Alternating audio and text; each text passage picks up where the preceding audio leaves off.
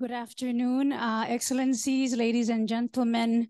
A very warm welcome to everyone for this next session on the Port Vila call. I was asked to moderate this event today. It is my pleasure, and my name is Olay Uludong. I'm an advisor to the government of Vanuatu.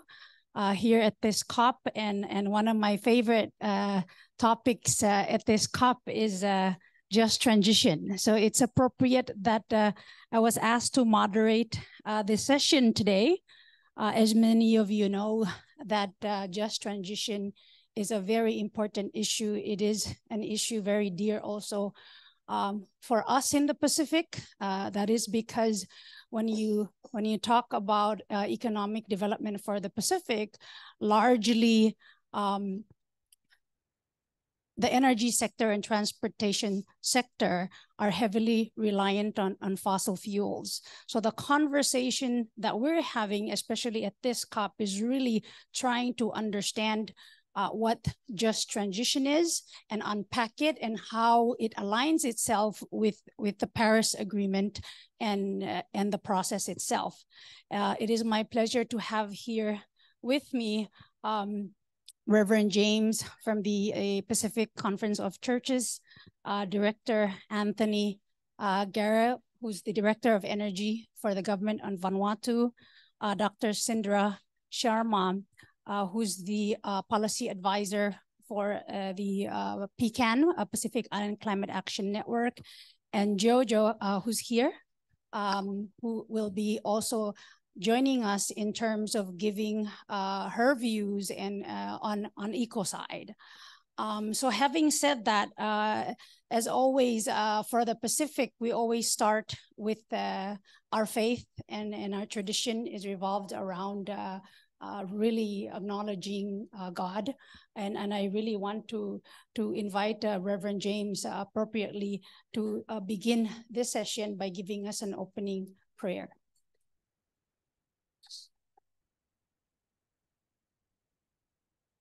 Thank you. Good afternoon, Excellencies, friends. It's nice to say a prayer and then go and sit on a panel rather than just do prayers. Prayer and action is important. In a moment, I will share just share for us as a form of a prayer, Psalm 24. I just want to preface that there are references to idols and false gods in that psalm. And what I would like us to reflect on when we hear those words is to think about what we worship instead of the divine, or what we worship that takes away from fullness of life for others and sometimes for ourselves. But to begin with, I invite us to center ourselves, to close your eyes if you can, and we will take 2 deep breaths together. The first breath is the breath that is given from the trees around us. So please breathe in with me. And out. And the second breath comes from the ocean. 1 breath from the trees, 1 breath from the seas. In and out. The earth is the Lord's, and everything in it, the world and all who live in it. For he founded it on the seas and established it on the waters. Who may ascend the holy mountain of the Lord? Who may stand in his holy place? The one who has clean hands and a pure heart, who does not trust in an idol or swear by a false god. They will receive blessing from the Lord and vindication from God their Savior.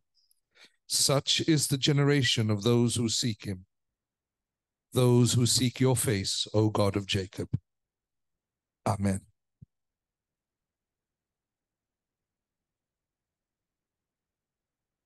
Thank you very much, Reverend, for that, for the prayer. The issue of just transition, really, and you were here in the Pavilion, and and on the other side is the plenaries.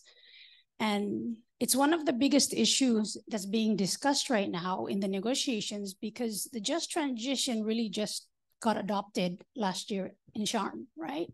So now having the just transition work plan adopted last year, we're now coming here to this COP and trying to unlock and understand what is this just transition in the context of emission reduction and mitigation.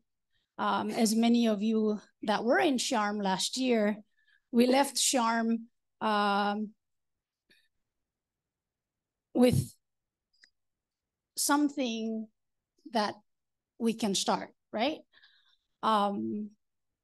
It wasn't enough. We were frustrated, especially for the islands, because the fossil fuel phase out language was not as strong as we wanted.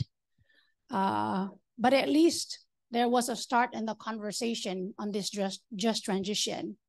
In March of this year, Vanuatu and Tuvalu and a few like-minded islands got together and invited the crop agencies, civil society, and media to come to the region and in Port Vila, try to understand what just happened in Egypt and how we're gonna come back home and collectively talk about what we mean by just transition. And so just transition, as you know, was first started in ILO, and it was really talking about when you're transitioning away in the workforce from coal, then what happens to the people that are indigenous, that are working there, right? And so that concept is now being brought here. And so what we're trying to do is understand what just transition means when we move away from fossil fuels towards renewable energy. And the just element of it is what happens to that transition and what happens to those people that are actually trained and working to operate diesel powered your generation system, right? So that premise took place in the region, and the like-minded countries, civil society, youth, media, and academia then collectively agreed that there should be a call. There should be a call for action. And we're having so many of these initiatives that are coming into the region, and how is it gonna help us get there, and transition effectively? And it's an important discussion, and we're here. And I wanted to sort of, in that preface, then invite Director Anthony from the Department of Energy to give his sort of perspective, especially because he's the one that handles the transition at home.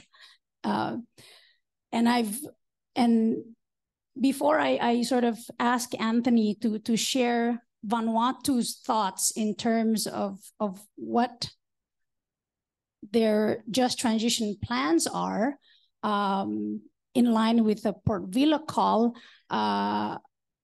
Minister Seve unfortunately could not be here. And so I've been asked that before I give it to Anthony to give sort of that national perspective, that if I could ask the Secretariat to play 2 videos just to sort of highlight the political aspect and give that segue to then the national perspective from Anthony.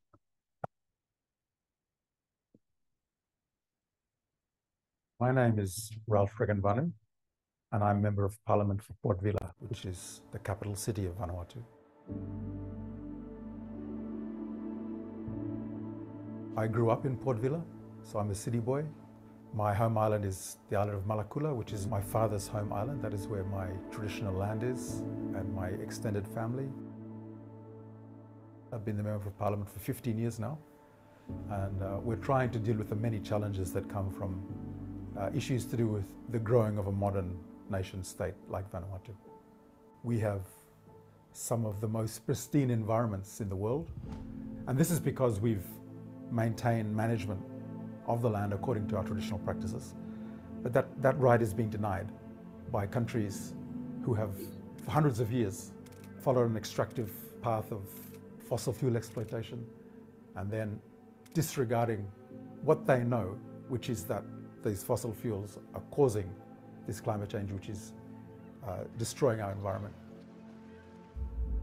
Pacific Island countries, we are sort of at the end of our tether with the UNFCCC negotiations not going anywhere fast enough.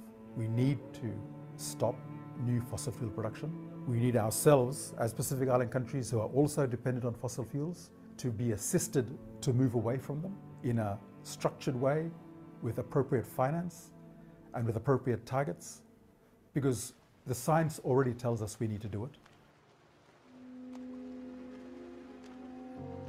So the Port Vila call for a just transition to a fossil fuel-free Pacific has come about because we are at the forefront of trying to convince the world to meet the Paris Agreement targets, which were a great achievement for the Pacific Island countries. And so the Port Vila call was setting out what that just transition will look like and what we need to happen. 6 Pacific Island nations have already committed to the Port Vila call. We have Pacific Island countries that have committed to the Fossil Fuel Non-Proliferation Treaty.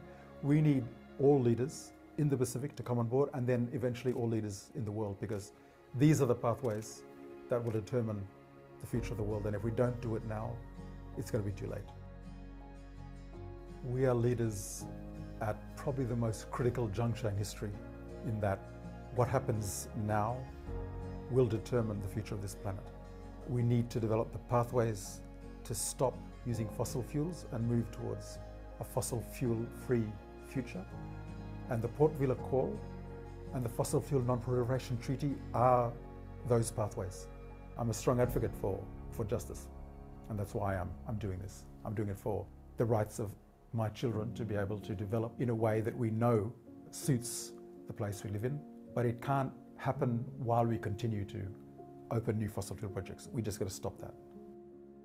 My name is Ralph Regan-Vanu, and I'm Vanuatu's Minister of Climate Change Adaptation, Energy and the Environment, and I'm a Pacific Treaty Champion.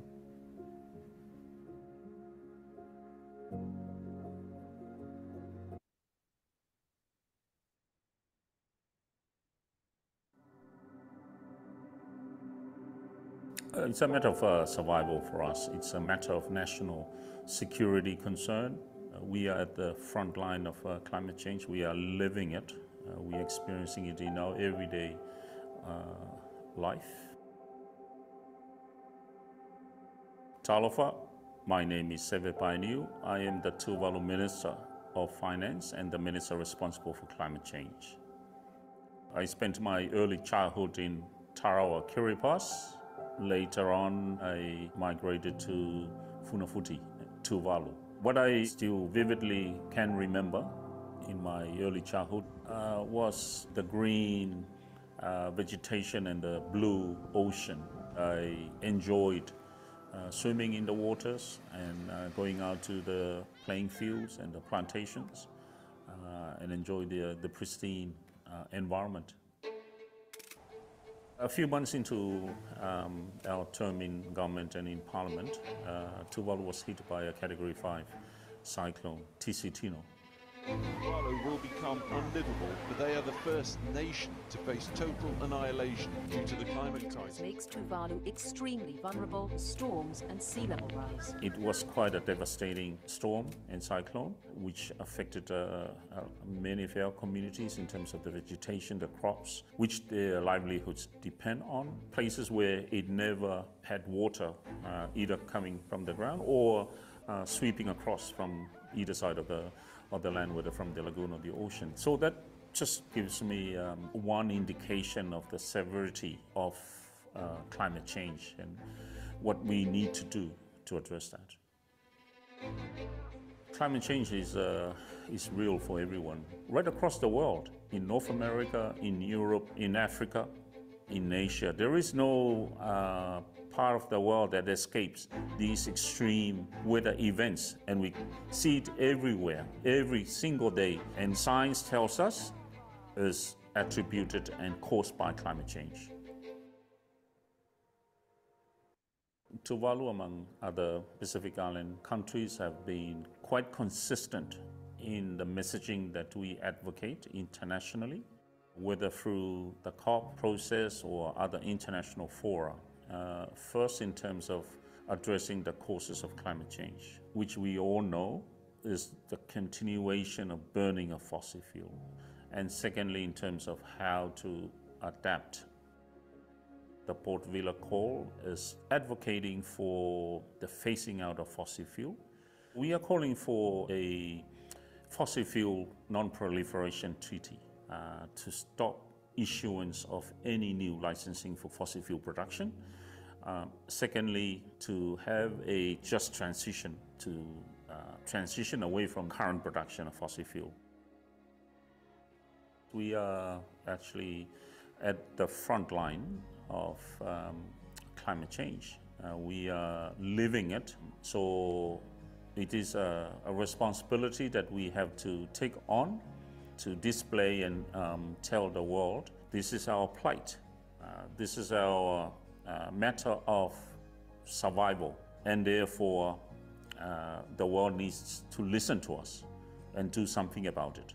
People at home within the Pacific, the onus falls on us to keep fighting for our cause, keep on our advocacy and sharing our stories to the global community of the plight that we are now facing, so that people in the global community could be able to see what is happening and how climate change is affecting our communities' livelihoods.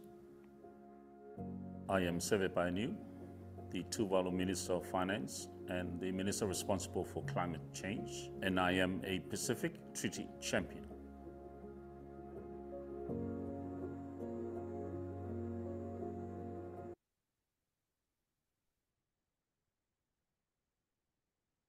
So Anthony, you're the Director of Energy, and we're all aware that Vanuatu has a goal of 100% renewable energy target. In this conversation on just transition and coming from that national perspective where you're in charge of that transition towards that target, it'd be good to really hear from you in terms of what are you doing now in terms of just transitioning towards that goal, and what are the challenges and what are all these initiatives, global processes, regional processes, and how is it going to help you and your country get to 100% renewable energy? Thank you, Olai. Good afternoon, everyone. I think from a national perspective, probably it's often a case where we have leaders wanting to take a path forward, and especially when we see several outcomes for us in the Pacific where our leaders have recently decided to sort of take that first step and shift away from the use of fossil fuel. And I guess the challenging part here is how would that look for us, Pacific Island countries, being a small economy, and us being heavily reliant on fossil fuel as a key driver to our economy. What's really the definition for the just transition? How would it look like? So I guess we may agree that there has been some efforts been done in terms of how we framed it in our policies, leading on from the Paris Agreement, countries submitting their NDCs, and then countries like Vanuatu indicating the fact that they would want to achieve or transition to closer to 100% renewable energy by 2030. So it's an ambitious goal, but then how do we achieve these goals? So I believe just transition, we could say it aligns with what already we've been doing in terms of implementing our NDC, but now is defining exactly what the just transition pathway would look like. So for Vanuatu, basically, we've just, as an outcome of the 5th Regional Energy and Transport Ministerial meeting back in May, we are proud to be supported by the Australian government in partnership with the University of New South Wales. I'm seeing a few colleagues from University of New South Wales sitting in the room, and Chris from DQ here. Thank you for coming. But I think for Vanuatu, with the assistant, is really defining what Vanuatu's just transition pathway would look like. Is there all the necessary conducive environment available in terms of policies? All government policy aligned, or what are the loopholes in there that will allow Vanuatu to implement the smooth transition? Not only the policy aspect of it, but with the current grid infrastructures, are the grid ready to absorb 100% renewable, transitioning out from fossil fuel to renewable? So what's the energy mix would look like? Is it just purely solar, the economics behind it?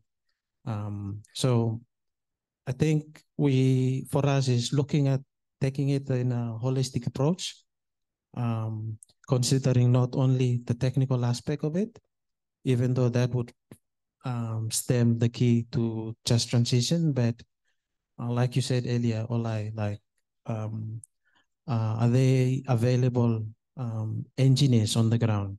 Are they available electricians on the ground?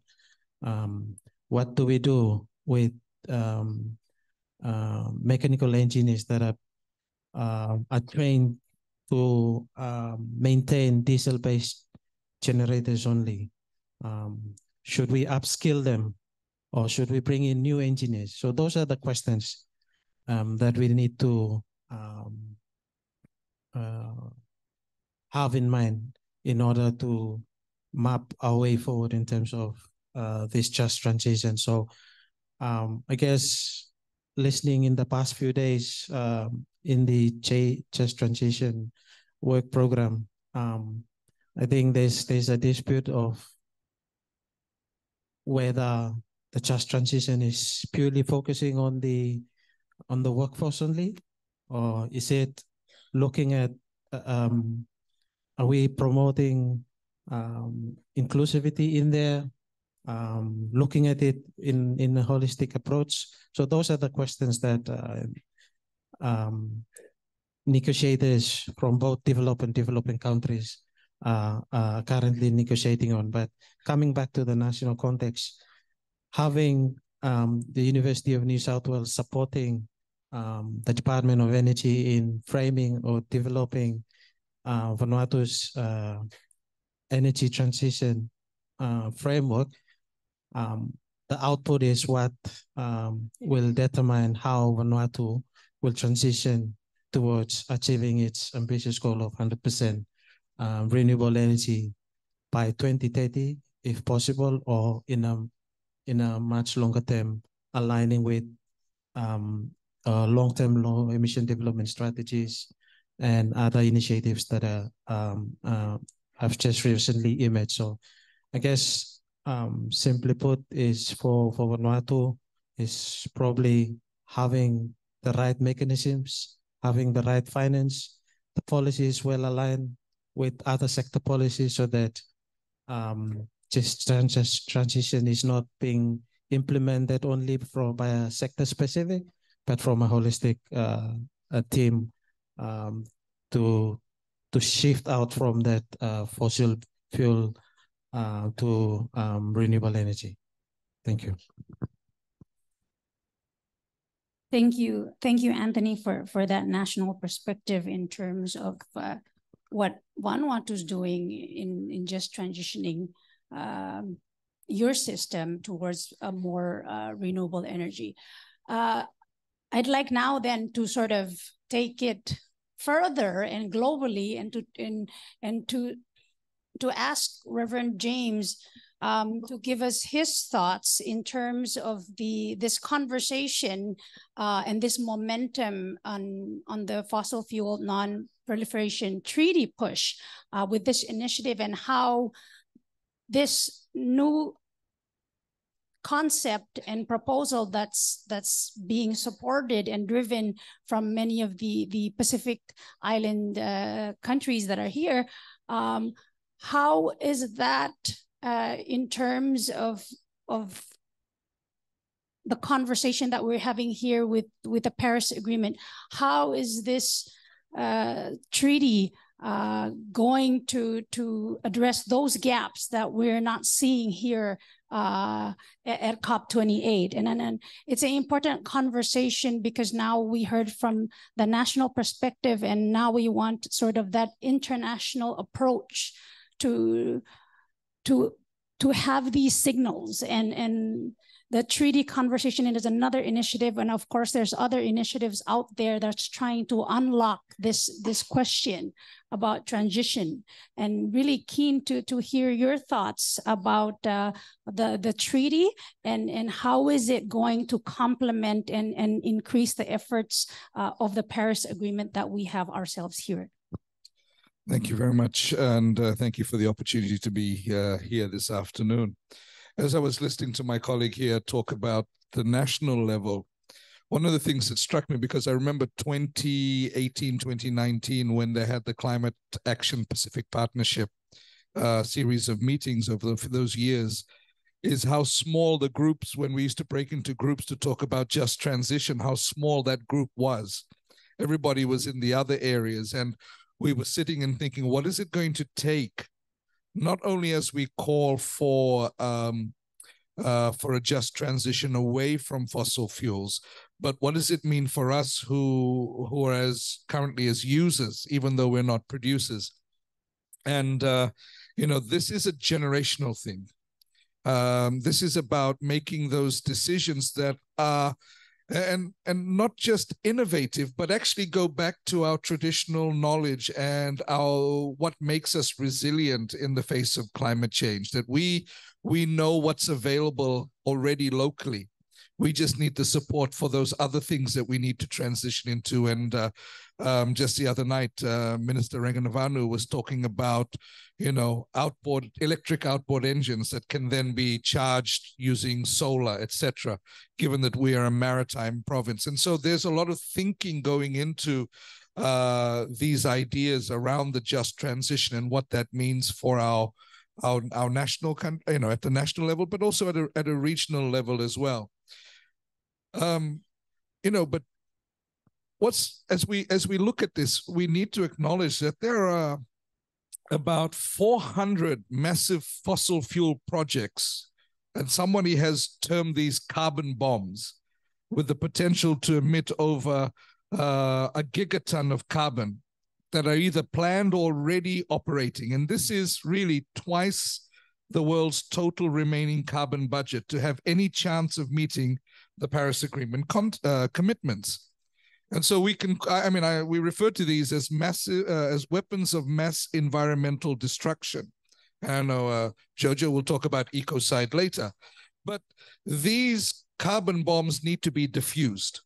And a fossil fuel non-proliferation treaty would facilitate that global collaboration and coordination in phasing out fossil fuels in the context of this diffusing of carbon bombs. And that's why the language is around non-proliferation. It connects to the nuclear non-proliferation, the Treaty for the Prohibition of Nuclear Weapons. We need to start thinking about what these projects, what fossil fuel industry does, not only to people, but to the biodiversity, to the planet. And so a fossil fuel non-proliferation treaty would contribute significantly to the reduction of the greenhouse gas emissions, which is, of course, a critical step in mitigating climate change. We're in the Pacific Pavilion, and in all the COPs I've attended and come to the Pacific Pavilion, one thing I've always been grateful for is the consistency of message of 1.5 to stay alive. And we're talking about what are the initiatives that can keep us on track for that. And so having a treaty in place ensures a consistent and standardized approach to phasing out fossil fuels. It establishes clear guidelines, norms, principles that participating nations can adhere to, promoting uniformity in policies and actions. And this is about transitioning to cleaner energy alternatives, the just transition that we are talking about. The Fossil Fuel Non-Proliferation Treaty also encourages international support for countries, especially for those with fewer resources, in their efforts to transition away from fossil fuels. And being part of that treaty, nations are committing to specific targets and timelines for reducing their reliance on fossil fuels. And this ties in again to that national level that we've just heard. And this it fosters a sense of accountability. It encourages countries to take tangible actions towards achieving the common goal of a fossil fuel-free future. And, we've heard in this room the recent announcements by Samoa as the AOSIS chair. We've heard earlier at the beginning of COP28, Palau as PCID's chair, supporting the Fossil Fuel Non-Proliferation Treaty. And this demonstrates that exemplary leadership in addressing climate change in the Pacific. And the fact that now we have fossil fuel producing countries like Timor-Leste and announced here at COP28, Colombia, showed two very important things for me. The first is that fossil fuel producing countries are responding to the suffering of the least contributing countries to carbon emissions, as well as the suffering of their own people. And also it is showing to me, it's demonstrating the moral and the ecologically ethical political leadership that we need to see in this just transition and in keeping 1.5 alive. They're willing to use their political capital for the right reason. And that's very important for us. And so the Pacific's leadership in supporting this treaty aligns with its advocacy for climate action on the global stage. We have, we have these countries coming on board now. We have 8 Pacific Island countries. We have 3 non-Pacific Island countries going. And I'm sure by the end of this COP, we will see more countries coming on board endorsing the fossil fuel treaty. Thank you. Thank you very much, Reverend James, for that outlook and that view from the global view on the need to look at a fossil fuel non-proliferation treaty. Now, Jojo, I'd like you to then sort of come in to complement this, because on the other side, you have this conversation on the need for a fossil fuel non-proliferation treaty. And then there's other international initiatives. And now we're hearing this conversation on criminalizing ecocide. And I'm sure everyone in the room is keen to learn about how do you criminalize ecocide and how does it link to this conversation that we're having on just transition and moving away from our dependency on fossil fuels. So please, Jojo, give us your thoughts on this. Thank you so much. And it's an honor to be here. So, excellencies and distinguished delegates and colleagues and friends, and thank you so much for having me here.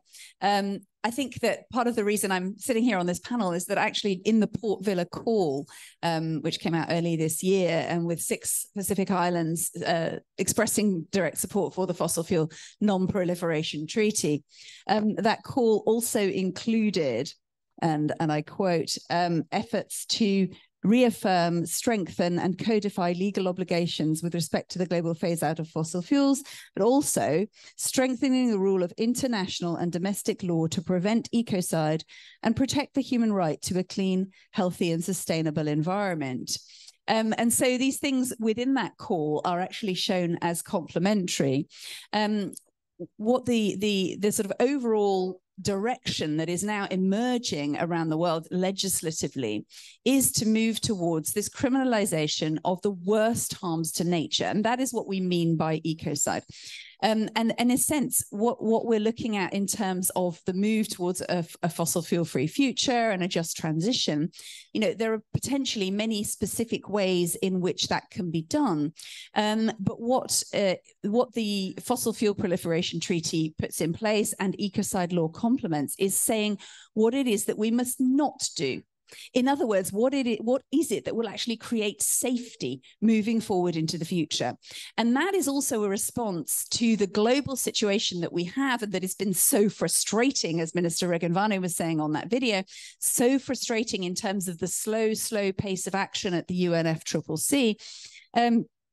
Is that effectively, we have a lot of talk and not a lot of action. And what we're seeing is, the Paris Agreement, also the Kunming-Montreal Agreement, fantastic multilateral environmental agreements, but they're not binding. And so what we're seeing is that countries in the Pacific and other countries that are at the sharp end of climate effects and of the effects of the destruction of nature are effectively taking the legal directions much more into their own hands. And I think that's what we're seeing with the support of the Fossil Fuel Non-Proliferation Treaty, but we're also seeing Vanuatu, for example, leading very strongly on the criminalization of the worst harms to nature. And as an organization, Stop Ecocide International is helping to advise and facilitate that conversation with the ultimate goal of ecocide becoming an international crime alongside genocide, war crimes, crimes against humanity. And what that can do is create a sort of outer parameter or a safety rail that says any act that is unlawful or wanton, that creates or that threatens severe and either widespread or long-term damage to the environment should be effectively an international crime. And what that does is it creates a sort of boundary that helps to steer decision-making. Because I think there's a lot of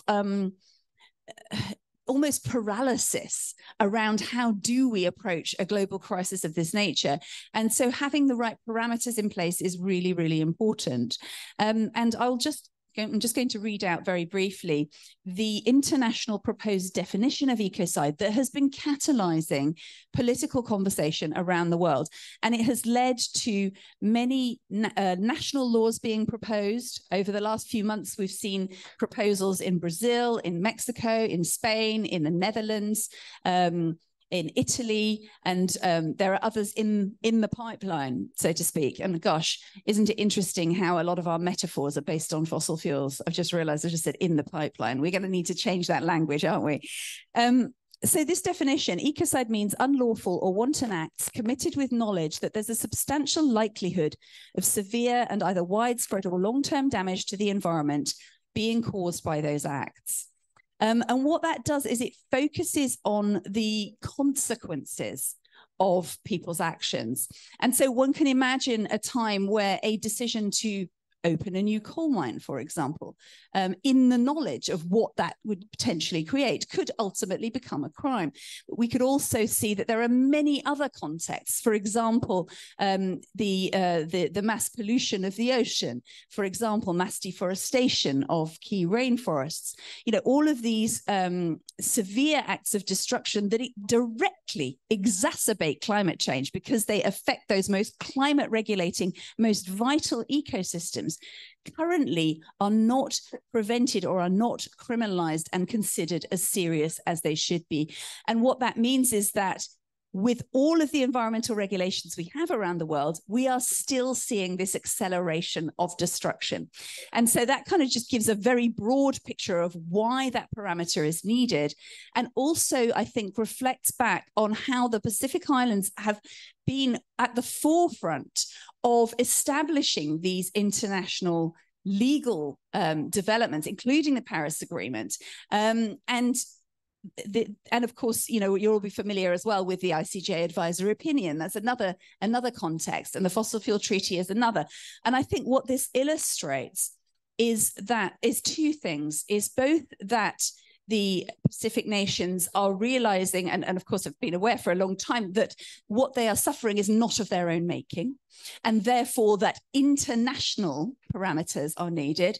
And secondly, and I'll finish with this, is that there is a political generosity to this approach. And I think that that's really important to acknowledge, because what Vanuatu, for example, is saying by championing these legal avenues is, you know, we may be at the front lines now, but everybody is going to be at that front line at some point. And we're interested in putting something in place to say that nobody should suffer what we have suffered.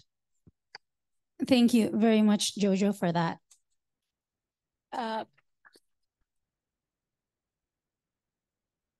Now we've gone to the global side. Now let's bring it home. Let's bring it to Dr. Sindra, who's here. Oftentimes, you know, we have this conversation at the national level, regional, global level. But at the end of the day, we have to remind ourselves that there's the civil society, there's the human face to this, and the concerns and the demands from community groups like the Pacific Island Climate Action Network that are working in the Pacific collectively to really push these policy changes that are needed. So Cinder, give us your thoughts from the civil society side on what is needed and these demands to shift, but be reminded that at the end of the day, this all affects the people. Thank you, Olay. And just from the outset, it's a real pleasure to be on this panel with such distinguished colleagues as well. So I wanted to first connect to what we're seeing inside the negotiation rooms right now. We're seeing really Pacific small island states and AOSIS really leading on ambition and holistically and consistently across the different issues and different rooms, joining the sort of narrative on what we really need for ambition. And that includes the phase out of fossil fuels, renewable energy, tripling energy efficiency, and of course, finance. And then the bits in between around loss and damage and adaptation that are so critical, right? So, and also the sort of backward and forward-looking elements that are integral for Pacific states as well, who have had such a small share of emissions. So it's really, really hopeful and positive to see this continued leadership from our Pacific states. And it's so important to see that they're holding the line. And we saw earlier in the video messages from Minister Ralph and Minister Seve, the work that they're doing. And also the work they're doing is beyond the UNFCCC space. It's also in the IMO and the Plastic Treaty. So it's these connected messages that we're consistently seeing that's giving us hope as a community. So as we navigate towards this necessary transition towards a renewable energy future, we look to consider what this really means for the Pacific people, right? And one of the things that we've been considering is that we cannot really repeat the mistakes of the past, of an industry that has caused so much harm to the whole world. So the need to establish these robust guardrails is crucial for a transition that's not only rapid, but that's also equitable and just. And this shift transcends the mere adoption of new technologies. It embodies making ethical choices that honor both environmental sustainability, but also human rights. And we have supported SPCA and Pacific Island governments in their efforts to not only advocate for the highest possible ambition on climate action in the international fora, but also nationally, such as supporting the International Court of Justice Advisory Opinion campaign, which was led by Pacific Youth and the government of Vanuatu, who've been really showing what ambition truly looks like. And also at home, where we've been looking at efforts internally within the region in what a just transition truly looks like for the people, just an equitable transition looks like for the people. So why are we doing this? Because we fully expect that here at this COP, we will be seeing this call for tripling, what we've seen, a call for tripling of renewables, which is really a very necessary outcome to be able to stay within that critical 1.5 target, right? But then we know that in regions like New Caledonia, that up to 30% of the world's nickel reserves are found there. And these are a key component in lithium-ion batteries, which we use everywhere, right? And also in stabilizing renewable heavy grids. And similarly, there's vast untapped copper reserves in PNG and Fiji, along with significant deep sea cobalt resources in the Pacific. So this really spotlights PSEDs as crucial players in the global transition. And it's a time of opportunity, definitely, but it's also a time of extreme caution.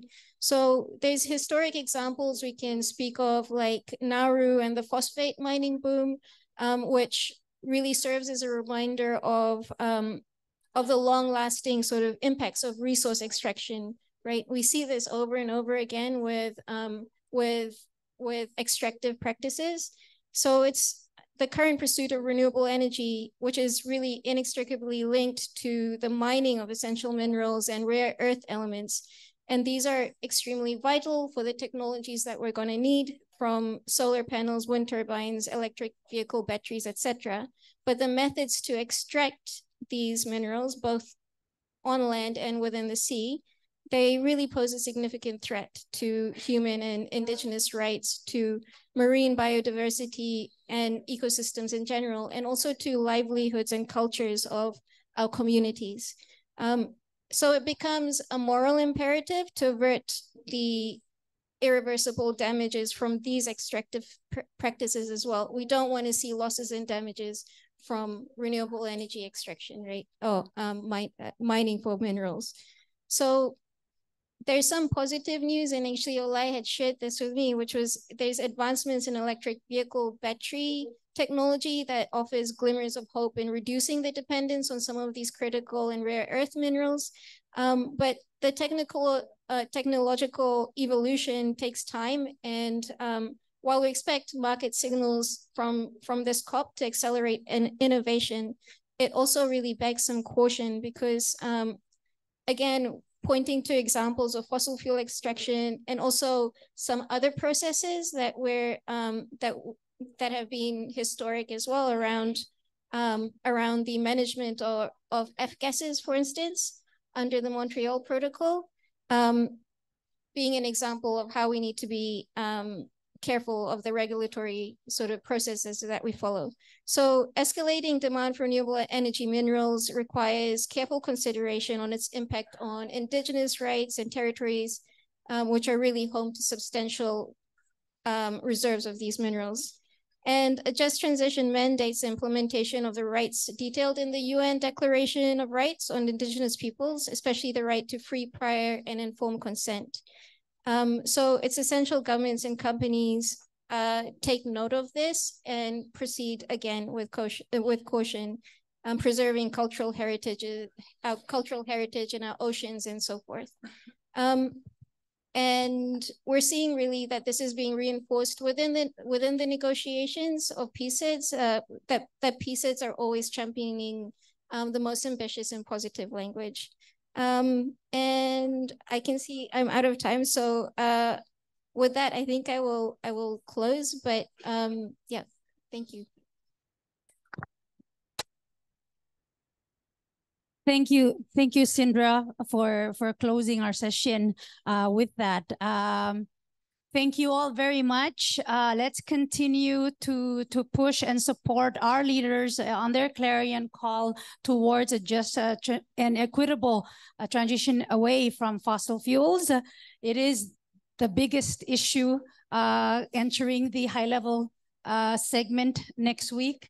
And we really would like to continue this momentum of having this conversation and sending the right signals to the world to make that change. Thank you so much and have a very good day.